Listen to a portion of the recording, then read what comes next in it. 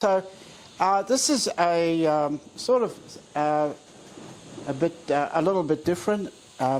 It's about it's woven around two Second World War frigates, HMAS Diamantina, which is actually in the Queensland Maritime Museum, and HMAS Teviot. Now, I came across all this information I'm going to talk about because through some family history research. And so once you start digging, you find out interesting things. So this is a bit personal, a bit different. And so I'll take you through the story. Whoops. The arrow, I think. Whoops. Right, so this story is a bit personal. I'm going to be talking about my father's service in the Royal Navy in the Second World War. This is how I came upon this stuff.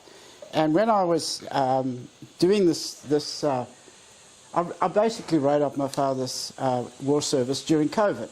I had this material in boxes around, so I started writing it up, and then, of course, then I did some further research, and then you find out some fascinating things once you start doing the background research. And then, of course, once you sort of armed with all this information, then when you go on travels, I was in the UK, and I discovered some interesting connections in Oxford. So, once you start getting an interest in history, it sort of makes travel more interesting, I think. And, that's part of the story that I'm going to be talking to you about tonight.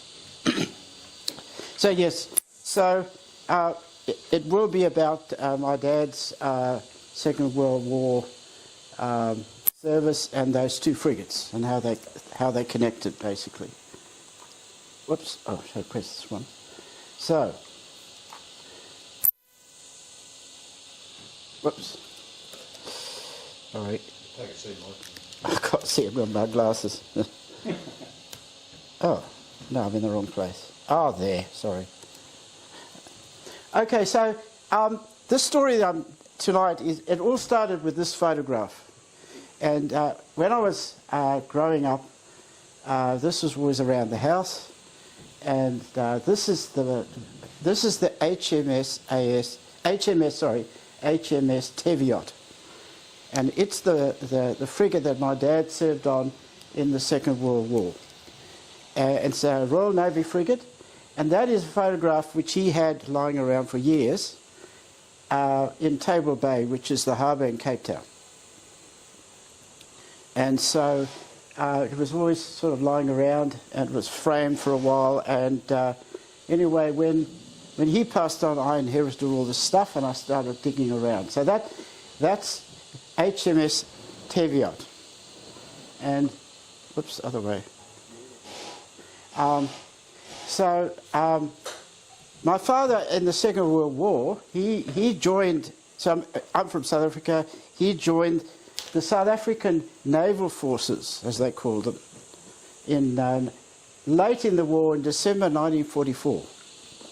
He joined up, he ran away from home basically, he had an unhappy family situation, and he signed up.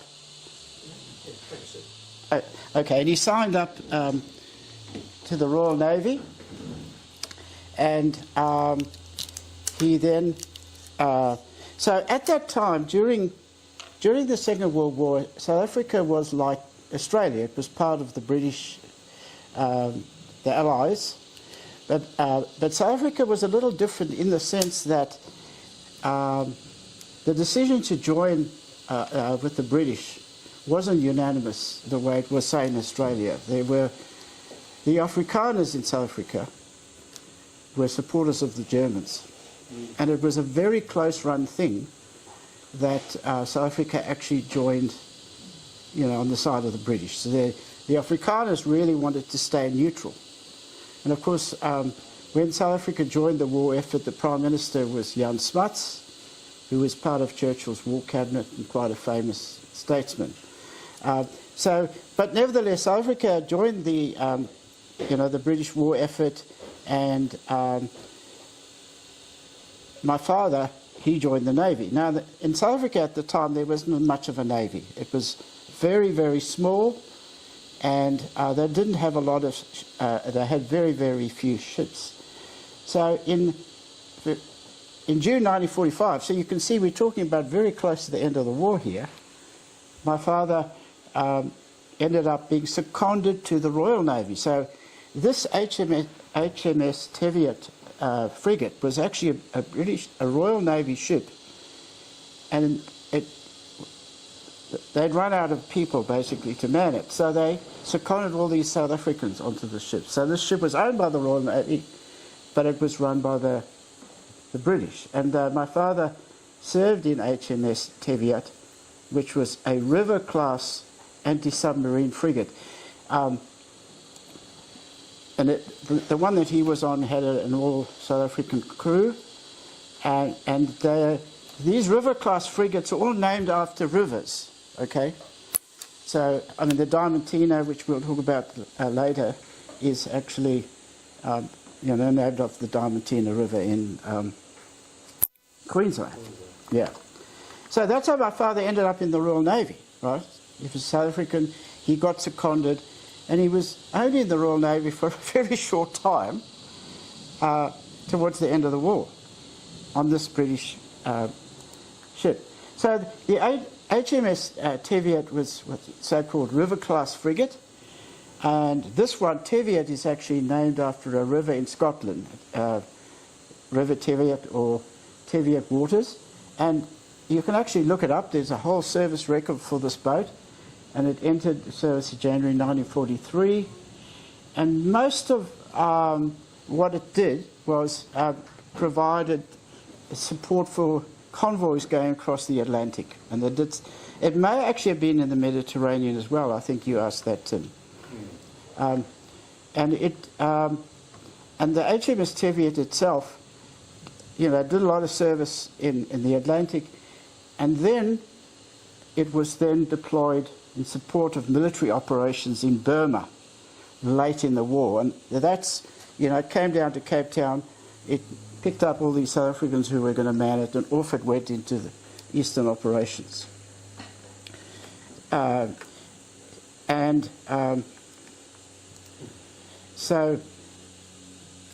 before I go on, I'll just mention, so these river-class frigates were a British design, but they were made by navies. The Americans made them, Canadians made them, and the Australians built them as well.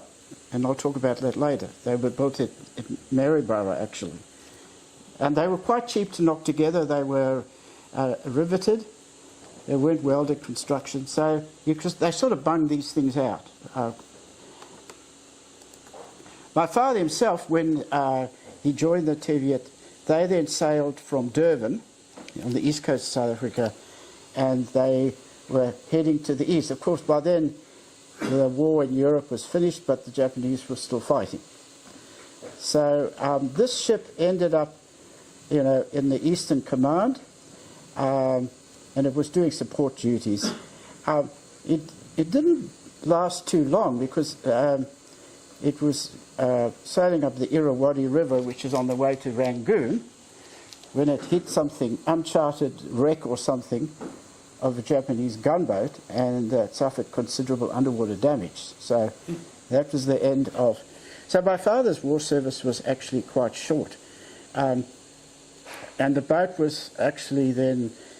It came back across from Burma and ended up at Trincomalee. Now, Trincomalee is actually... It used to be called Ceylon. It's now Sri Lanka. And it then returned to Durban in 1945. All the people were paid off, and the ship went back to the Royal Navy. So it's only a very short service. My father was demobbed in June 1946. So he was there from June 1945 to June 1946. And only a few months of it was actually fighting, doing more service. That's actually a photograph. There's quite a lot of good my father had good photographic records, and this is actually that Teviot ship in dry dock being repaired after it got damaged, sailing up the river. So my father used to talk about all these exciting activities in the war, and from what I understood, most of the action happened in the bars of Trincomalee. So he talked about that quite a lot in his life. So the thing that was interesting is my dad grew up in Johannesburg, which is sort of, there's no ocean around Johannesburg. So he wasn't from a seafaring background. His family weren't from the coastal areas. But this short period that he had on this boat in the Second World War, developed a lasting love for the sea, and he always lived close to the sea. Also on this ship, he met Martin Wright, who actually then married his sister. So Martin Wright became his brother-in-law. So he had quite a few adventures, but yeah, there was a lot of stories about what went on when they were basically getting repaired. Sister, I found Mr. Wright. Yes, yeah. Should we know who Martin Wright is, Mike? Is he someone famous? No, he's not famous. I've got some photographs here. This is Wright's son. Yeah. No, he was just another South African 18-year-old, basically. So if you look there, that photograph on your left, that's my father with his mother, my grandmother. And then that one is my father's on the top there. And this is Martin Wright. Now, they all look very scruffy, these blokes, don't you think? Not really. Colonial lads. Exactly right, colonial lads. And I thought, these South Africans are probably not that dissimilar to the Aussies, who've got a reputation with the British as not being very, smart, but when it came to fighting, they were pretty good. Yeah. So he's your uncle in a sense? Martin Wright? Yeah. Yes. Well, by marriage, yes. Yeah. So that's my dad there. His mother was actually Irish, come from Dublin. Yeah, so he had lots of adventures, and it was a very important period in his life, serving on this HMS Teviot. And it's an interesting, there's a full naval history of it. I've downloaded all this information that tells you where it served. And then it had this short period in the east. I'll show you where it actually was located. I think it went back to the Royal Navy, and then it was basically scrapped in something like 1946 or 1947. So it's gone, doesn't exist anymore. The Irrawaddy is a particularly notorious river for being difficult to navigate. Okay. It changes shape. Okay. Yeah, I didn't, I'm not aware of all of that, yeah. So, of course, my father, even he had a very short war service, he did get some medals, and I have his medals here, mounted here. So the most unusual medal, or the least common medal, is this one on your left, which is the Burma Star. Now, this medal was given to Australians, it was given to British, it was given to anybody who served in that area of the East. So it's a relatively, I wouldn't say it's a rare medal, but it's, only a relatively small number of British Commonwealth people got that medal. The one in the middle there is the Africa Service Medal, which I'm not sure if anyone has seen, which is probably also quite rare in the sense that that was given to any South African who volunteered to fight outside the African continent. So originally when South Africa signed up to support the British, it was on condition that they would be confined to the African continent only. So a lot of South Africans went to Egypt, to the Middle East. If you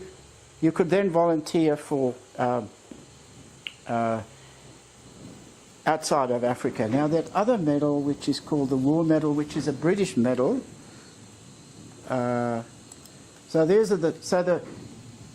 This explains those medals. It's a campaign medal, subject to the British Commonwealth. It served quite a relatively short period of time, to be honest. The Africa Service Medal was members of the Union of South African Defence Forces. This is the South African Defence Forces who fought outside of Africa. And then the Burma Star. Now the Burma Star is a really interesting medal. And as you can see, it was for service in a quite specific area to the east of what they call Ceylon, which is now Sri Lanka. So I'll just show you. It's sort of, it's in this area here. So if for service in that area, you've got the Burma Star. And I did a bit of research, and they're actually quite not a particularly common medal. So yeah, these are them. You can have a look if you're interested. Yeah, so those are those.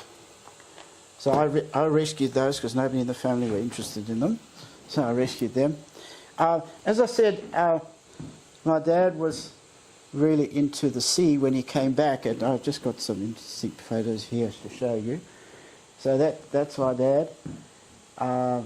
He always had boats, and he always had very dodgy boats. And he loved going fishing, and that one up at the top there, well, that's me. So I used to go fishing with him, so we did catch quite big fish, actually. Yeah. But yeah, he always had, he had boats later in his life, and they often had dodgy motors which they could break down and had to get rescued. But he had some quite wealthy friends who had fancy boats, so he managed to get out and about.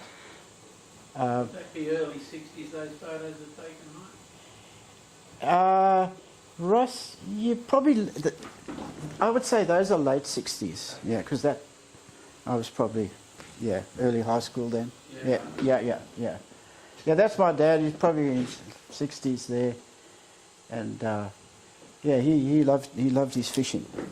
So what is interesting is that, you know, this is a pretty simple story about, you know, relatively short war service. My dad didn't fight in any famous battles. You know, he didn't win VCs or anything. But anyway, for him it was a big deal. So, of course, having done that, you know, written all of this up and documented it all, and I've got more photos, he actually brought back quite a few souvenirs from Burma, like Japanese money, newspapers, which is in this file. So I scanned them all. So when you put it all together, there's quite a lot of material there. It's quite interesting reading that stuff.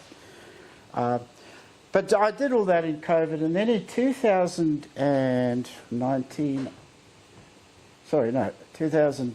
after COVID, 23, we went on a trip to the UK, and we went on a canal boat trip. And we went on the Oxford Canal. I don't know if anybody's done that. It's quite fantastic.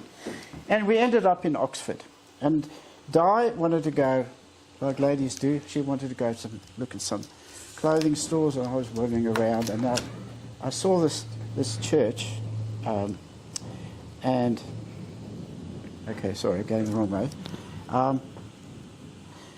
There was the stained glass window in this church in Oxford.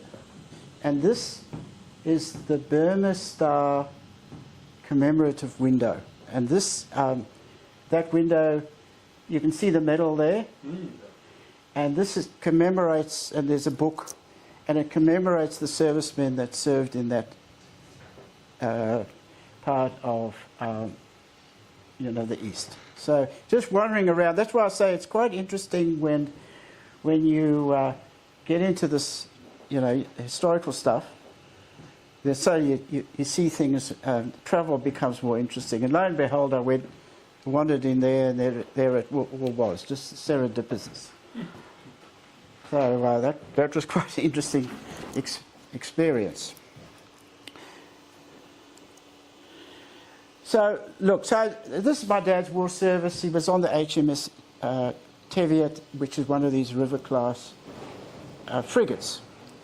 So then, as you do, when you do research, you go Googling, and I was Googling river class frigates, and then I discovered that there is a river class frigate in Australia, the HMAS Diamantina. Right. Now, the interesting thing about the HMAS Diamantina, it is one of 2 left in the world. And it is absolute intact example of one of those river class frigates. And it's in the Queensland Maritime Museum. I don't know if any of you seen it. Yeah, Have you been on it? Yeah. I'm not sure what state it's in, actually, because I think they were running out of money there. Good. Was it good? Yeah, okay. A few years back. Okay, right. Well, that's 10 years fantastic. ago was in pretty good nick, and they had a volunteer team looking after it. Yeah. So this is HMAS Diamantina. Now, apart from the fact that for me, and it's interesting because it's the exact design. It's a mirror image of the one that our dad served on in the Second World War. The interesting thing was that we lived in Queensland prior to coming to Sydney. My dad came for a visit, and we went with the young kids we had. We walked right past that Maritime Museum, and we never went down there to look at the boat. Yeah. So he never realised, if he'd known, that's exactly what you served on. Yeah. So this is the link, across the years and across the continents. HMAS Diamantina. It's actually a wonderful example of, and I thought it was the last one, and then I discovered there may be one other ship, one of these somewhere else in the world, but I can't remember where it is. But it was built for World War II for anti-submarine convoys. It was named after the Diamantina River in Queensland, and it was built in 1943. And it was built in Maryborough, Queensland, which always amazes me. We built boats, it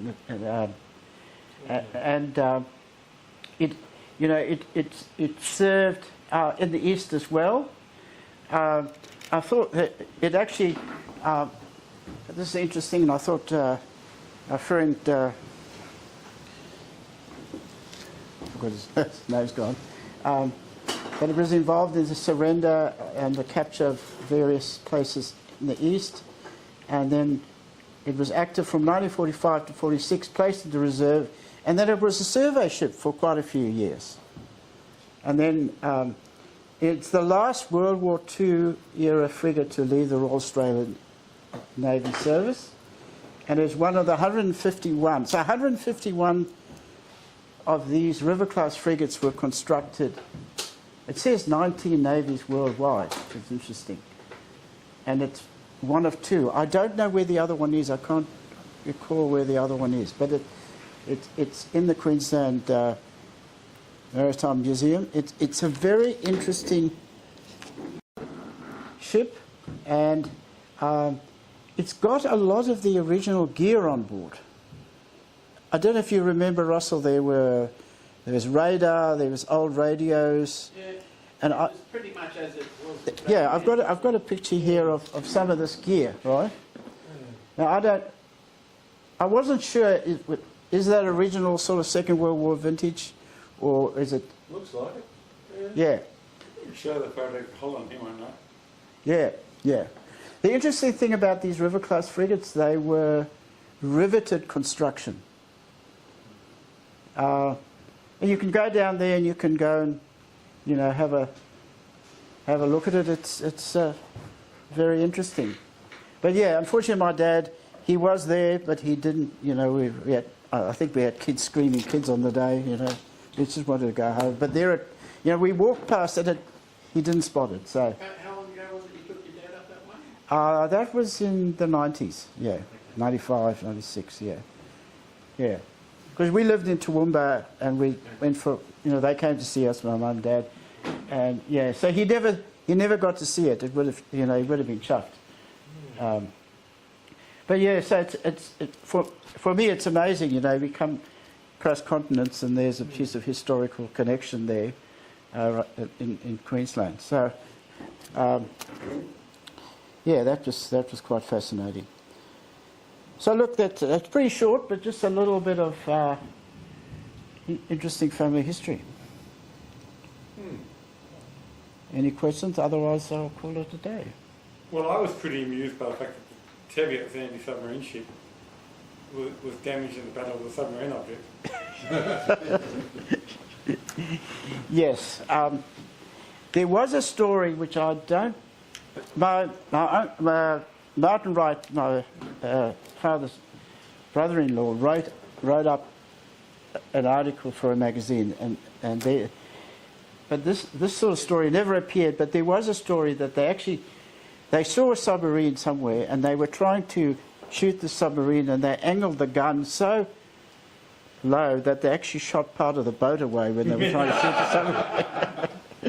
So, It's a gun anyway. yeah, so I think it was a pretty dodgy outfit. But the previous shot showed they had the hedgehogs, which were for launching. That's correct. Which Yes, hedgehogs, you're correct. So Yes. instead of shooting, Yeah. they should have been using the hedgehog Yeah. Where are the hedgehogs? up the front there for launching depth Yeah. charges. That's right. That might have been on the surface. Yeah, the submarine is on the surface. Yeah. Russell, sorry, Tim. If you look at the description of this, they had this hedgehog depth charge system on board. Yes, yeah. That just been... Yeah. It took a year to build, which was amazing. Yeah. A year and it's riveted. Yeah, a whole year to build. Americans Yeah. are turning out Liberty ships about every 3 weeks. Yes, Like yeah. tons and tons. Yeah. Now, apparently Maryborough.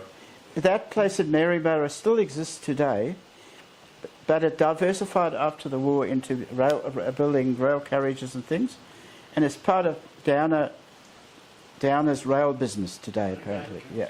So it's still there, I understand. Yeah. So Martin Wright stayed in South Africa, or did he come out here, mate? No, they all stayed in South Africa. They were South Africans. They all stayed and lived there. Martin Wright, who married my aunt, his family was English. They were migrants. Like, lots of English came out there, and so he stayed there his whole life. Yeah, him and my father used to drink together, and then the stories would come out. Yeah. Build around with his Yeah. They scared the submarine so far upriver that one of them ended up in Holbrook. Yes, yeah.